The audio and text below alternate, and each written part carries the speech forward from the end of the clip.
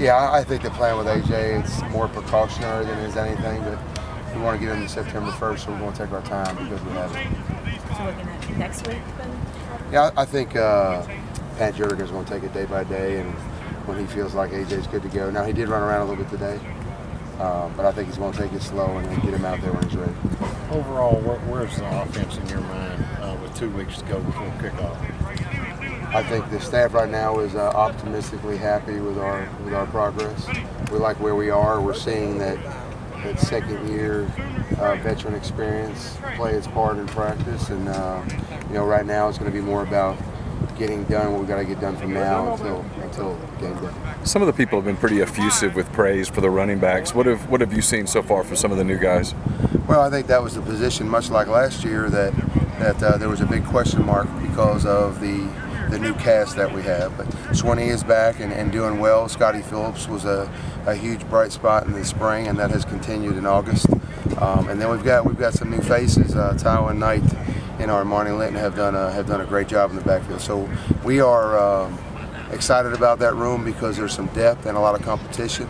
And I think whoever winds up being the 1 and 2 on September 1st are going to be guys that are getting it done at a high level. Phil, what do you want to see from your guys in the scrimmage Saturday? I want to continue to run the football the way we have in camp.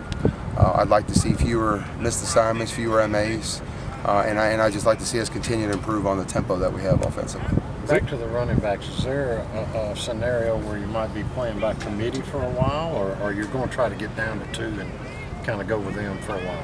Well, it's always good when you have depth. I think it's probably best for our team to have 1 or 2 that are the premier guys. That way you can rep them and you can compare them, but you're never going to complain about having depth, and I think we do, and I think we feel comfortable with that room right now. Has anything surprised you so far through camp, good or bad? I'm pleasantly surprised with the number of guys that have gotten better, maybe more so than we planned. Cooley had a great spring. He's continuing to have a great fall. Tywin Knight has been a huge bright spot.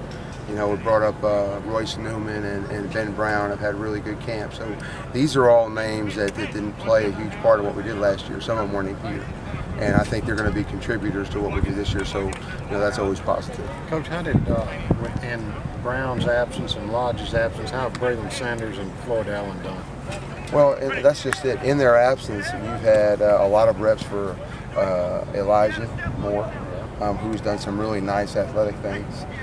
Struggled early on mentally, but now is really coming along and starting to get it. And I think it's because AJ's absence has provided a lot of reps for him. So he's actually getting to a point now where we have a lot of confidence in him. And Braylon Edwards has done a good job. He's been more slow and steady progress.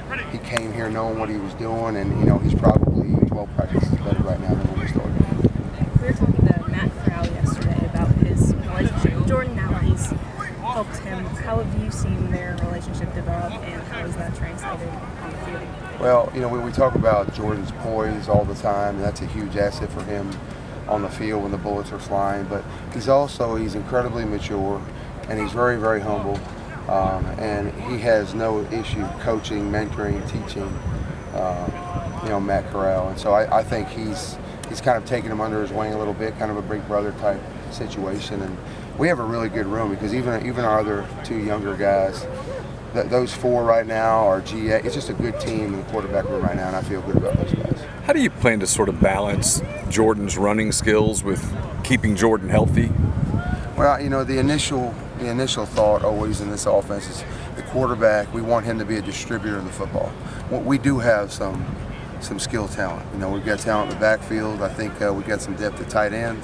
Obviously, it's well documented the receivers that we have, and so what I want first and foremost is we want to get Jordan to distribute the ball to these players.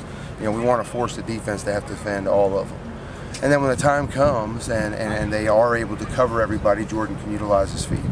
When the time comes and we're running the ball well and they're overemphasizing something in our run game, Jordan can use his feet. So I think it'll be as we need it. I don't think you're going to see our offense as a primary Q run type system.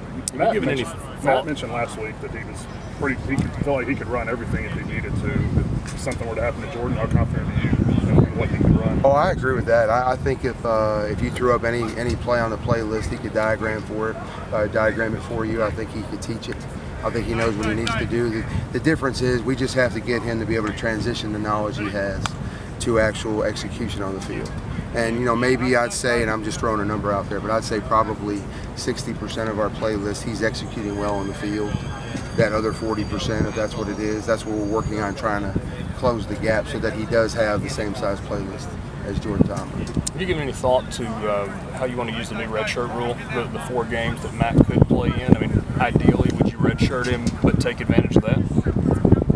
I think if he only got into 4 games, that would be something you would look at. I think right now he's deemed our second string quarterback, and that's kind of the way we see it. If something changes and the season goes in a direction where he doesn't get on the field more than 4 times, obviously that'd be a huge advantage. Absolutely. Thank you, Coach. Thank you. Appreciate it. Appreciate it.